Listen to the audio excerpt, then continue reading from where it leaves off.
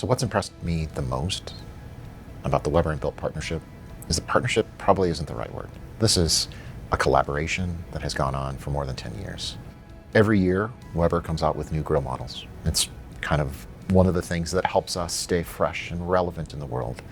And every year, we work with the BILT team to help ensure that the BILT assembly guides are correct. We have weekly calls with the BILT team. They make it so easy for us. We give them our three-dimensional CAD models. We give them our 2D electronic assembly guides. We give them a picture of the grill. And they take that and they create the step-by-step 3D immersive, you can zoom, you can rotate. The BILT team is also really good at ensuring our 3D models are correct. More than a handful of times every year, there's some discontinuity in our 3D models that we didn't know about that they help us and we fix it, right? So it's not a partnership.